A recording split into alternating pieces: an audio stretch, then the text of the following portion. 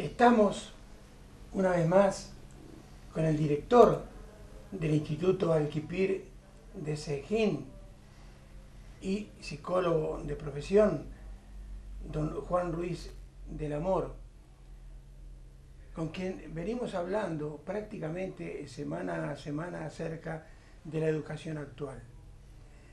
Pero hoy quiero hacer un pequeñísimo introito para después hacerle la primera pregunta. Casos reales, los firmo sin ningún tipo de duda.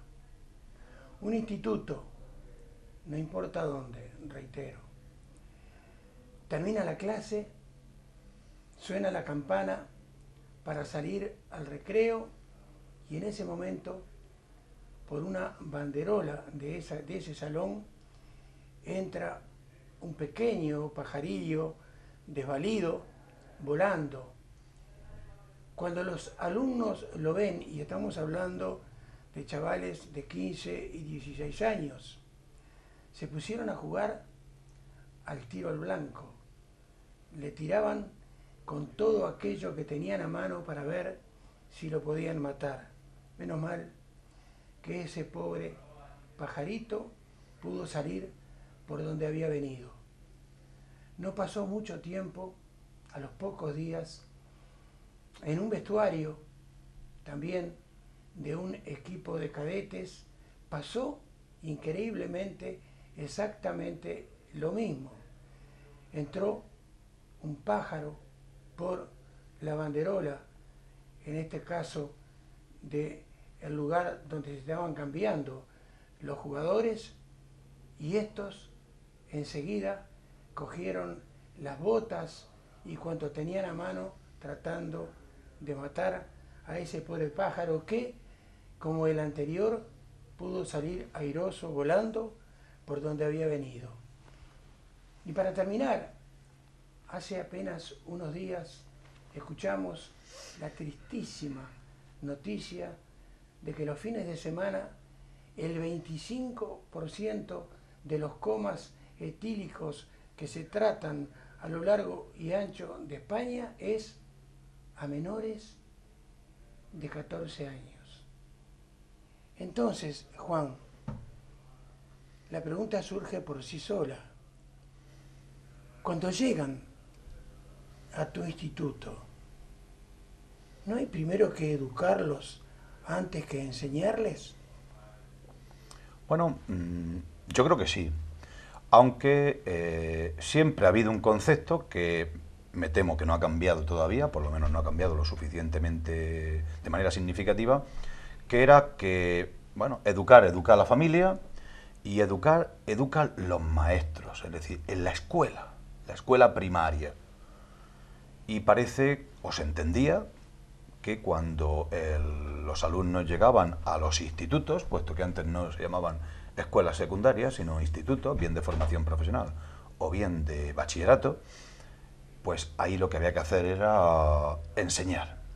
Y había que hacer enseñar porque evidentemente ya nos venían, o ya venían los alumnos, habiendo pasado un filtro importante y habiendo sido seleccionados, digamos que un poquito aquellos que tenían mejores cualidades, mejores actitudes tanto intelectuales como de disposición para hacer y llevar adelante un buen nivel de estudios. Aunque había alguna materia que también podía entrar en algún momento, pues con que tratara otras cuestiones colaterales, pero realmente no había nada de temas transversales ni de valores, sino que si un profesor, por su propia iniciativa, por su propia voluntad, entendía que se daba una situación que venía al pelo para, bueno, pues intentar corregir, intentar introducir en las mentes de los adolescentes pues otros conceptos distintos a los tradicionales que venían en los libros, pues había algunos profesores que lo hacían, ¿no? Pero porque esos profesores lo llevaban en sí, en su interior. Pero lo normal era que allí se iba a estudiar y aprender, y lo demás poca importancia tenía. Claro, En este momento, en los institutos, por lo menos hasta cuarto de la ESO, se supone que tiene que estar el 100% del alumnado. Si está el 100% del alumnado, significa, como es lógico, que hay de todo. Alumnos brillantes, alumnos normales y alumnos mediocres. Y que dentro de esa diversidad, entendida como capacidades de aprendizaje, también hay una diversidad igual de amplia en cuanto a el resto de elementos que influyen incluso también en el aprendizaje y que podría llamar eso que tradicionalmente se ha dicho, pues civismo, educación. Educación, digamos, con mayúsculas en ese sentido, ya que pues nos encontramos con chavales que son súper correctos, chavales que tienen unas actitudes ante el resto de los compañeros, los profesores, pues que son magníficas, que son maravillosas y que, yo diría, deben de servir de ejemplo para sus compañeros. Y luego tienes, pues, chiquillos que, bueno, lo normal, la mayoría, que de vez en cuando, pues, cometen alguna imprudencia, pero eso va con la propia edad y con la propia situación que tienen los alumnos, pero también hay una minoría, pues, que lamentablemente, si hablamos de educación o de civismo, yo diría que esas palabras ellos no saben lo que significa, o por lo menos la entienden de otra manera totalmente distinta como la entiende la mayoría de la gente. Bueno, y eso es un poco la situación real, ¿no? Por lo tanto, partiendo de ahí, educar hay que educar siempre. Es decir, el concepto de educación, a mí siempre me han enseñado y creo que es cierto, el concepto de educación es más amplio que el concepto de enseñar.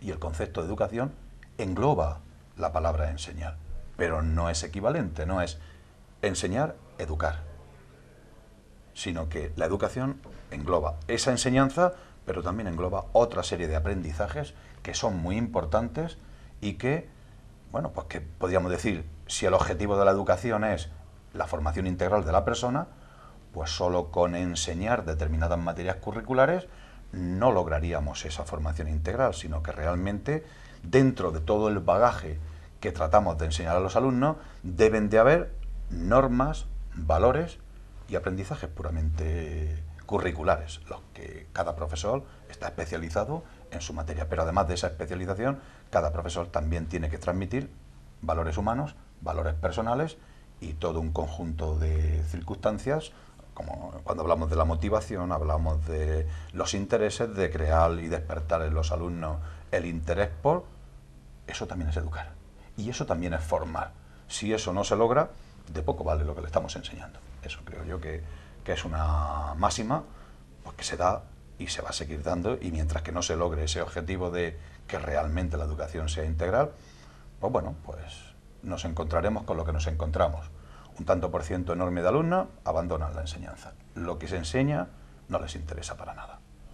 Ni los contenidos curriculares, ni el resto de cosas. No hemos logrado el objetivo. Es decir, la educación ha fallado. Ha fallado la familia, ha fallado la educación, han fallado las instituciones. Hemos fallado todos. Y esos alumnos se van a la calle y con un futuro muy, muy negro. Juan, el mundo evidentemente es absolutamente mutante, cambia día a día, hora a hora, minuto a minuto. Entonces, imagino que vuestros antecesores en la educación, en la enseñanza, se fundamentaban evidentemente en una técnica y una metodología a seguir para que esos alumnos egresaran de los institutos suficientemente preparados, ya no por conocimientos, sino como ciudadanos que van a ser serios, digamos, en su vida particular. Pero aquellos antecesores vuestros de hace 2, 3, 4 décadas atrás fundamentaban lo suyo en la técnica y la metodología de la misma manera que lo hacen ustedes actualmente. Bueno, aquí sí que entraríamos en una pregunta que yo creo que todos los enseñantes nos hacemos muchísimas veces, y es, ¿realmente ha cambiado el sistema de enseñanza de una manera radicalmente positiva, en la que lo que, en este caso, yo cuando fui alumno recibí como enseñanza de mis profesores, ahora es totalmente distinto, pues yo tengo que decir, lamentablemente, que yo no veo tantas diferencias, ¿eh? ¿Por qué? Vamos a ver, hay un principio que es, digamos, que se tiene que aplicar, y más en educación, y es que la sociedad cambia y la escuela no puede quedarse atrás, pero se queda atrás, ¿eh? Y máxime en los últimos 15 años, donde los cambios son vertiginosos. Cuando la escuela empieza a hacer suyo un aspecto importante, interesante que se está dando en la sociedad, prácticamente ya hay 5 más que están incorporándose desde la sociedad y que la escuela no ve la manera de poder incorporarlos. Eso por un lado. Pero por otro lado, hoy, por ejemplo, vivimos en un mundo digital, en un mundo de la tecnología, de la comunicación a través de la tecnología. Y la escuela no está a la altura de lo que hoy día es la tecnología. Si hay, mi experiencia me dice, y la propia mía, en mi práctica, de que si fundamentas toda tu metodología, todo tu hacer con los alumnos en los últimos avances tecnológicos, bajo el supuesto de que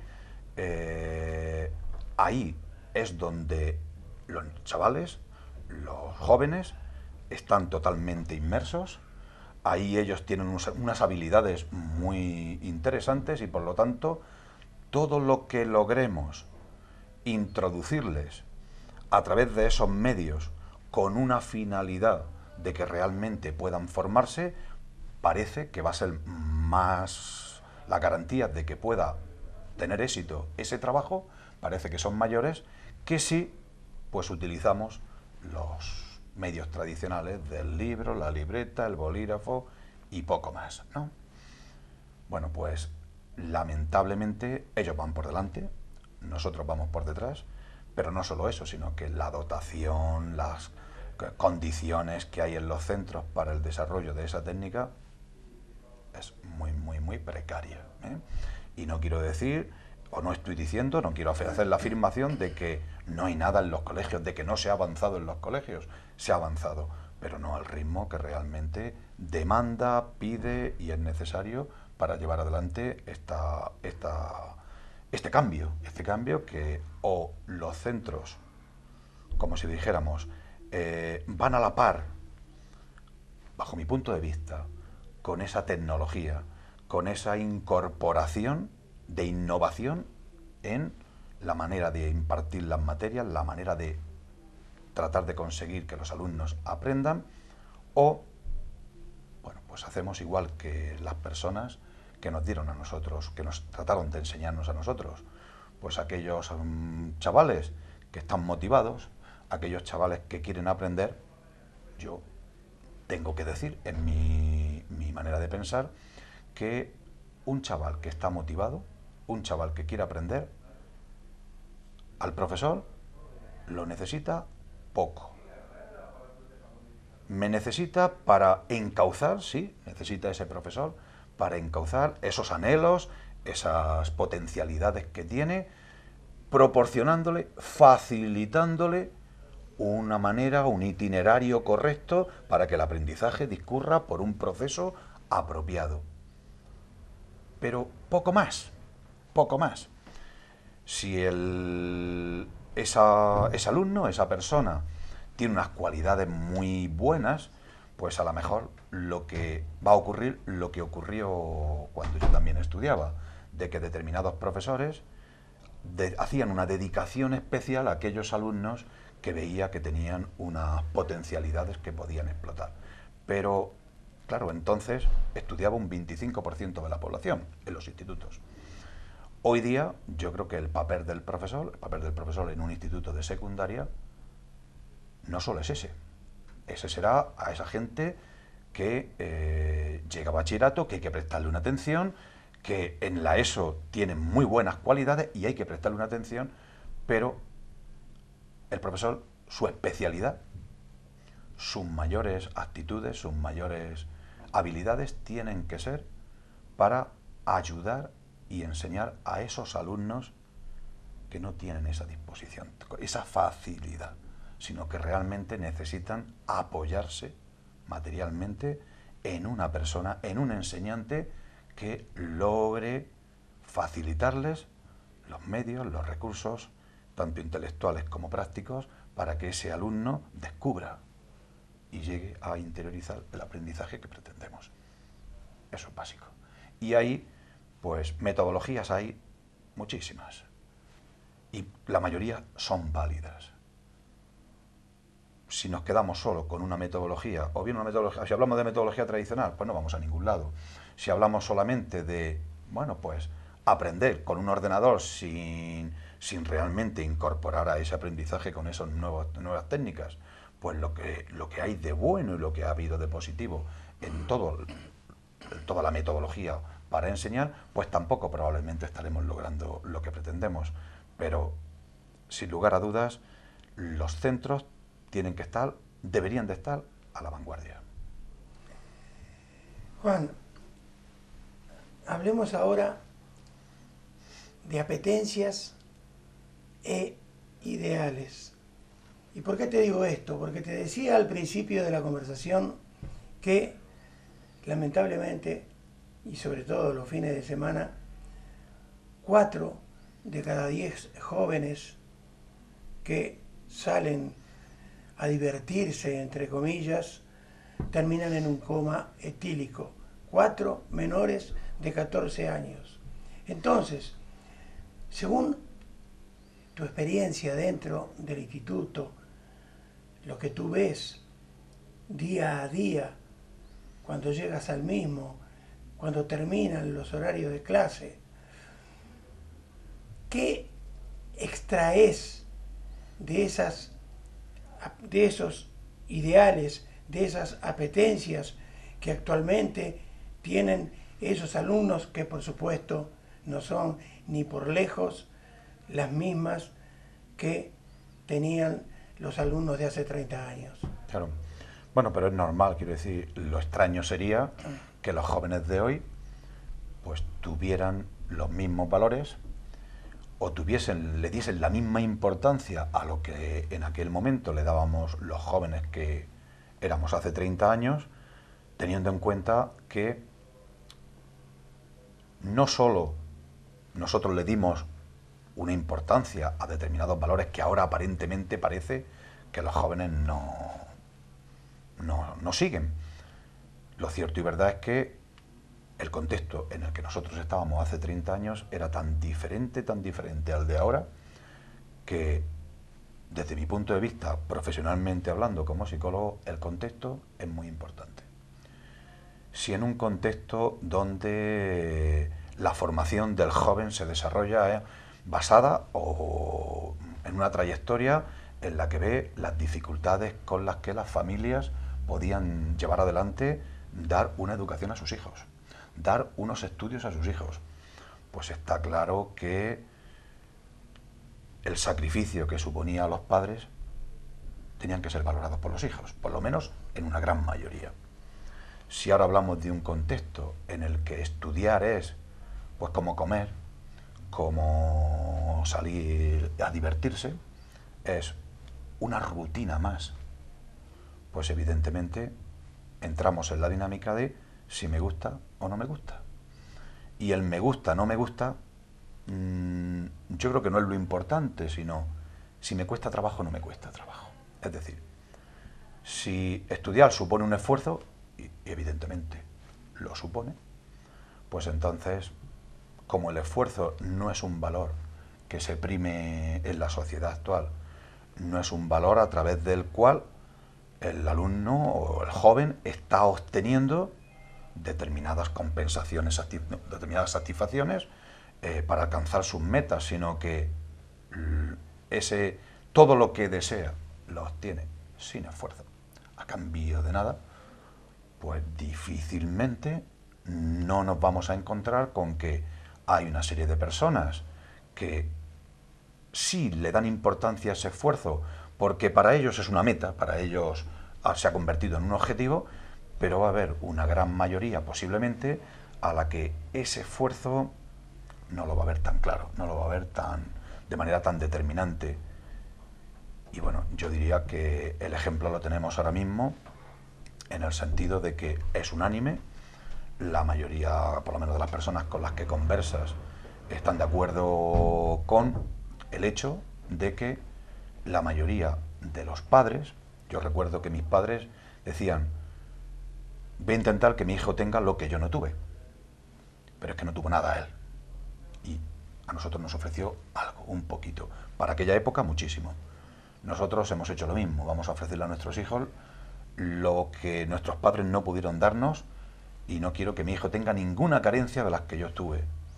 Pues bueno, pues los efectos los estamos viendo.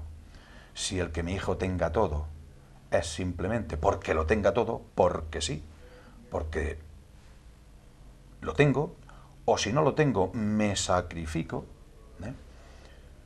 Pues la verdad es que la enseñanza que le estamos dando a ese alumno desde la familia, desde la sociedad, es justo la contraria de lo que pretendemos. Y los efectos son los contrarios de los que pretendemos. Porque es evidente que no se están valorando. Ya sea porque simplemente se les da sin más y no se acompaña ese dar con un aprendizaje, una moralización de el esfuerzo que supone, el trabajo que supone y lo que pretendemos con ello. Lo digo más que nada porque ahora con el tema de la crisis, pues yo oigo muchas veces hablar a personas de que los jóvenes no se privan de nada y las familias sí se privan. Yo no lo entiendo.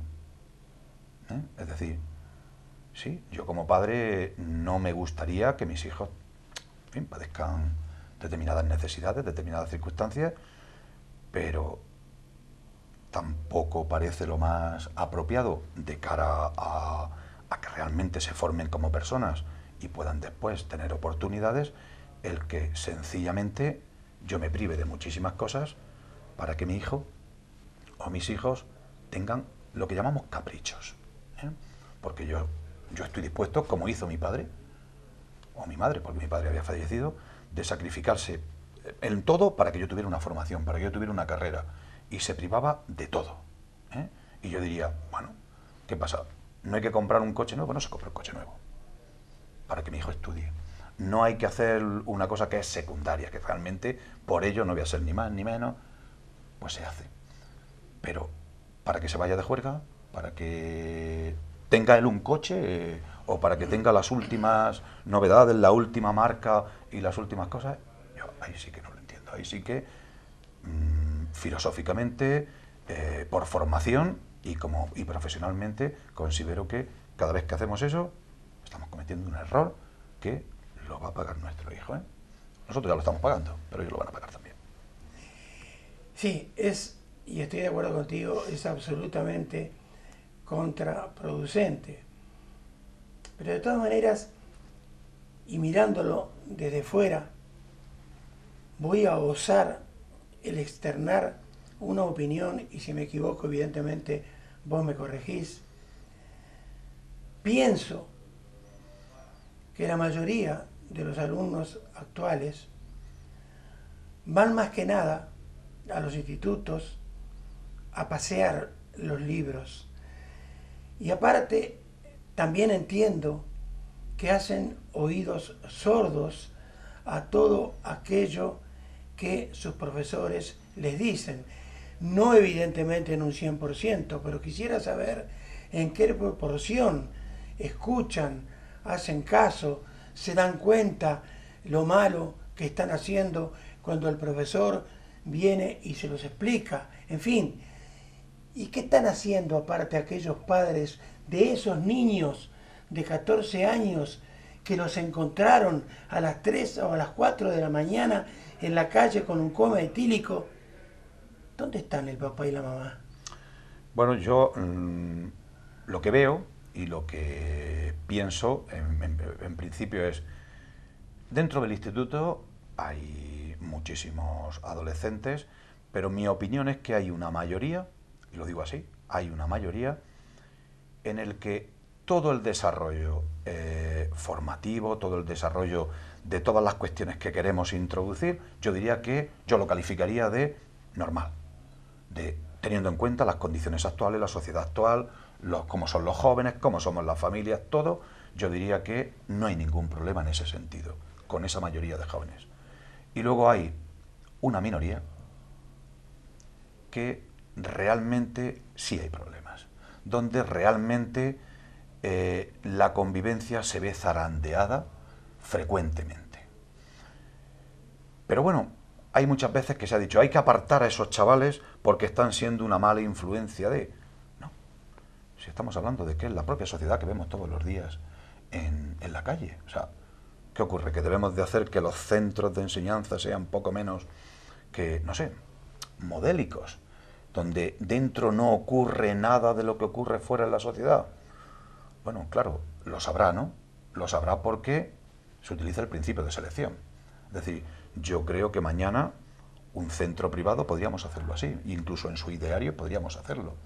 Las universidades más prestigiosas y más exclusivas, desde luego allí no entra ningún estudiante que no tenga un determinado perfil que ha sido muy estudiado y por el que ha pasado y como dicen, le han hecho radiografías de todo tipo. En un centro público, para mí, un centro público es el reflejo de la sociedad. Si hay de todo, pues tiene que ocurrir de todo. Ahora, ¿están los centros apropiadamente dotados, formados y preparados para dar la respuesta necesaria que tienen ahí? Eso es lo que ya yo cuestiono. Y yo digo que yo lo que veo, no. Pero esos jóvenes tienen que estar ahí. Yo, ante las propuestas que en un momento determinado he oído, tanto de los jóvenes como incluso de los propios adultos, de que hay personas que deberían de estar en otro tipo de centro, en otro tipo de enseñanza, yo sinceramente creo que es la respuesta ante mi incapacidad y mi impotencia. Lo más fácil es apartar. Que una persona que llamamos especialista se ocupe de ellos. Pero desde mi punto de vista como profesional, ese modelo fracasó y produjo situaciones en la época, en la ley del año 70, que tuvo cosas muy buenas, pero por ejemplo, con el tema de la integración de los alumnos con discapacidad, pues eso estudiaban en escuelas aparte. Y yo, que he trabajado algo así como 11 años en una escuela específica, no a tiempo completo, sino que asesoraba a esa escuela específica, yo he visto ahí cómo los niños que tenían posibilidades, niños que están ahora integrados y que están llevando una vida normal después, algunos de ellos, no la mayoría, pero bastantes de ellos, una vida normalizada fuera, entonces no lo lograban. Tenían un estigma para siempre. Eran tontos porque les habíamos dicho que eran tontos y porque estaban en un colegio de tontos. Y eso, metido en la cabeza de una persona, le hace un inútil. Una persona que ya jamás levanta la cabeza, sino todo lo contrario. Ahora, igual que ese mismo principio que aplicamos a la integración de alumnos, yo diría, hay que intentarlo con todos. Si partimos, y habrá gente que parte de ese principio, de que hay personas que, bueno, que son como son, y si ya no ha aprendido ahora algo, eso ya no va a cambiar, pues yo creo que tenemos muchísimos ejemplos en los que veríamos que nos equivocamos. Aunque es verdad, siempre decimos, sí, pero son excepciones. Bueno, probablemente porque no hemos encontrado el modo apropiado de conseguirlo con más gente. No hemos dado en la tecla, en el sitio justo, para que una determinada persona pues pegue ese cambio. Pegue, digamos, lo que en un momento determinado para él no tenía importancia, un conjunto de circunstancias hacen que tenga importancia. Lo malo es que nosotros no hemos sido quienes hemos puesto esa circunstancia y deberíamos de serlo, sino que ha sido un hecho casual o un hecho circunstancial. Pero en este caso deberíamos de ser nosotros los que tuviéramos esos instrumentos para esos alumnos, ponerlos en marcha y para esos alumnos hacer un cambio. Claro, cualquiera que me escuche podrá decir, Sí, sí, pero bueno, si es un profesional compañero mío, pues probablemente diga, sí, pero eso, ¿cómo se hace en unos institutos con clases súper masificadas? Bueno, por supuesto, pues ya estamos tocando las teclas de lo que debería de ser y no es. Es decir, todo eso es una realidad, pero luego hay que poner los medios. Y yo soy de los que pienso, y creo que en una gran proporción de gente, por lo menos la gente que está un poquito preocupada por la educación, de que no hay los recursos suficientes, no dedicamos los recursos suficientes para educar, para realmente que el proceso de enseñanza sea un proceso no solo de excelencia, sino de educar y enseñar a todo el mundo. De tratar de conseguir la mayoría de las, o sea, el máximo de potencialidades de todo el mundo, no de los solo de los bien dotados o de los que quieren, sino de todos. Y no se dedican los suficientes recursos para ello. Muy bien. Como última pregunta, y yo diría que muy importante el conocer tu opinión. Evidentemente, en la ya longeva vida educativa de vuestro país, evidentemente hubieron, pienso a priori, muchas fases en que la verdad en los centros de enseñanza se impusieron en vez de proponerse. Entonces, Juan, evidentemente ya intuís la pregunta. Esa verdad, esa educación, esa enseñanza, ¿se debe proponer o se debe imponer? Bueno, la respuesta es sencilla, ¿no? Se debe de proponer, evidentemente, pero muchas veces no lo ve así el alumno.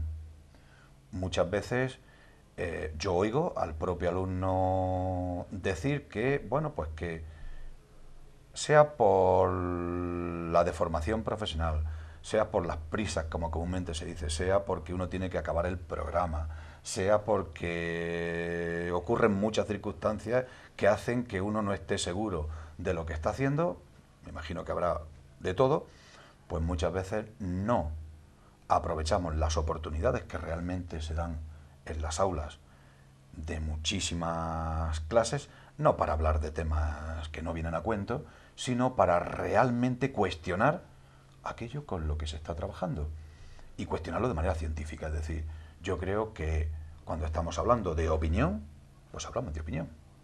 Y yo doy mi opinión, si alguien quiere conocerla y si puede tener interés.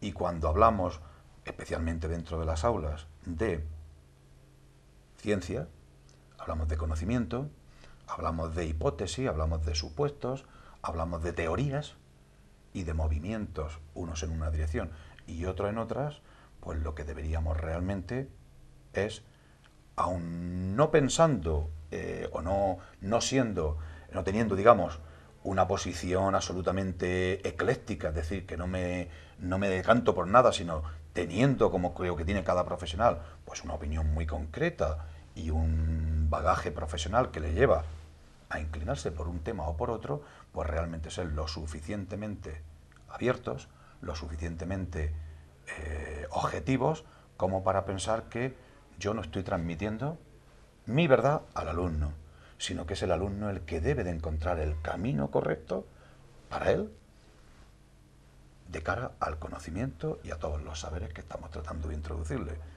Pero eso es difícil, es decir, es más fácil apoyar mis argumentos porque los creo, porque pienso en ello y porque los he, digamos que los he reflexionado muchísimas veces, que ponerlos todos en, en un mismo valor y en la misma balanza y tratar de ver el alumno, pues que sea el que descubra por dónde se inclinan sus inquietudes y por dónde se inclinan sus capacidades. Es complicado, se hace de todo, por decirlo de alguna manera, pero bajo mi punto de vista yo diría que imponer, quizá antes funcionaría, desde luego ahora no funciona. Todo lo que no sea seducir, convencer, solo sirve para decir, he salido de la clase, he dado, no sé, una lección magistral, mi discurso a título personal pensaré que ha sido maravilloso, pero si después me preocupara de preguntar y de lo que os he dicho, ¿con qué os habéis quedado? Probablemente con lo único que se han quedado es con que, vale maestro, usted piensa así, usted lo cree así, allá usted. Pero no nos ha convencido o sencillamente sus argumentos son sus argumentos, pero no nos llegan, nos los sentimos como nuestros. Si realmente han logrado llegar a eso a esa inquietud que el alumno tiene y hacerle un planteamiento que el alumno después de reflexionarlo ha considerado lógico, sólido, realmente positivo, probablemente hemos logrado que el alumno aprenda algo y que el alumno no tenga una verdad, sino sencillamente tenga algo más, unos conocimientos, unas hipótesis, unas teorías mucho más claras y que las ve mucho mejor para funcionar después en su vida, que de eso se trata, que los conocimientos se apliquen, que los conocimientos tengan sentido, que me sirvan para después, no como decíamos, ¿y esto para qué vale? ¿Y esta materia para qué sirve? Y luego, al cabo de 10 años, descubres que sí valía, que sí servía, pero en aquel momento, si nos hubieran preguntado, ¿quieres aprender esto? Probablemente ninguno hubiéramos aprendido nada de eso y nos hubiéramos perdido cosas que luego descubrimos que por no haberlas aprendido, fíjate. Juan, en 2 semanas la seguimos porque a través de la conversación se me fueron ocurriendo una cantidad de preguntas que no solo Milton Trinidad se hace, sino que estoy seguro el televidente también querrá conocer tus inteligentes respuestas acerca de este tema que evidentemente es como un saco roto. Todo el conocimiento que tú le metes por encima cae por abajo y nunca, jamás se llena, y vamos a tener para un buen rato más en conversaciones. ¿Puede ser? Sí, claro. Muy bien, muchísimas gracias. A ti. Y a ustedes un poco de paciencia, muy poquitita, y terminamos con el 4.º bloque de la noche de hoy.